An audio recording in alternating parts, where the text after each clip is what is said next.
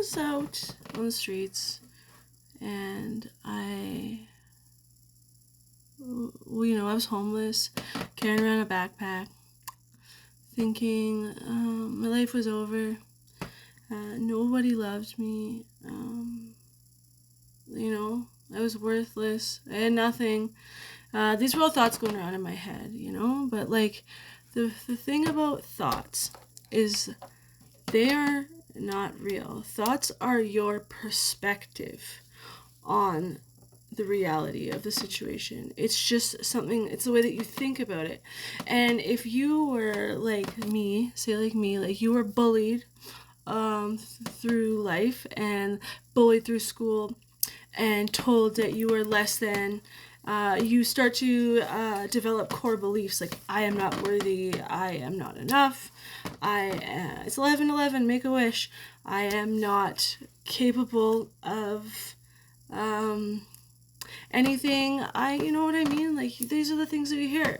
And when you're a child, you develop survival and coping mechanisms that you use to get through situations as a kid.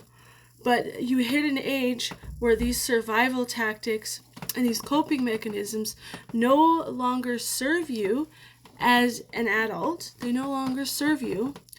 So you need to reevaluate and readapt new ways of thinking and new ways of doing things. But you're like, I've always done it this way for so long. How am I going to do that? How am I going to relearn? How am I going to retrain my brain, My suggestion would be go to cognitive behavioral therapy. Go a good program if you are in addiction here in Calgary or Alberta altogether is Landers.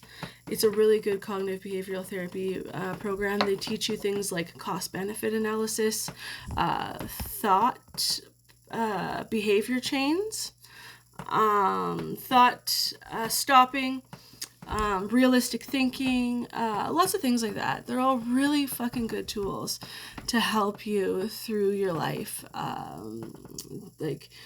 I owe a lot of my maturity to cognitive behavioral therapy.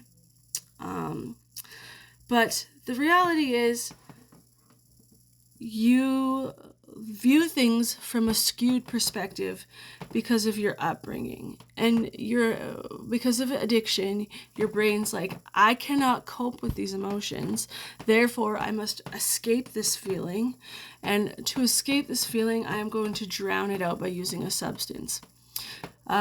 Addiction is not the problem. Addiction is the solution to the problem. The only thing is, when you only have addiction as your only tool in your toolbox, that coping mechanism gets old fast. And what it does is it compounds other problems. So all of these issues that you had before, they're still there. They never went away. They're just covered up with a Band-Aid, a rickety old, red, green duct tape job. If you can't be handsome, at least be handy kind of deal, you know what I'm trying to say? And it doesn't work. It falls apart real quickly. And you still have all those issues that you had before, except now you got a bunch more to pile on top of that. When I was in active addiction, I would have the same dream every night when I did sleep, and that was that I was being chased. I was being chased by this big something, an organization that was coming after me to get me, because that organization or whatever that was that I was running away from in my dreams was my problems. In real life, I was running away from my problems and making it impossible to function. You know what I'm saying? Let's see if I can get this on. No, I can't. Oh well, I'll try it. I'll put it on after. But when you can learn to separate your thoughts from reality and know that just because you think something is true doesn't actually make it true, and take a step back and fact check, you'll feel a lot better about yourself, and it might be able to get you through that craving a lot quicker. Because when you use, all you're doing is starting again. All you're doing is resetting the clock back to zero, and you got to do all that hard work that you put into all over again. And eventually restarting gets old.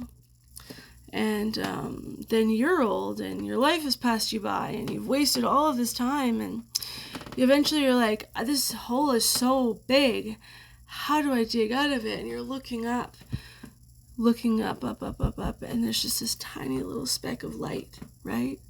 But the fucking reality is, there's always that speck of light. It's never gonna disappear. You gotta dig yourself out of that hole and bring yourself back up. Nobody's gonna fucking save you.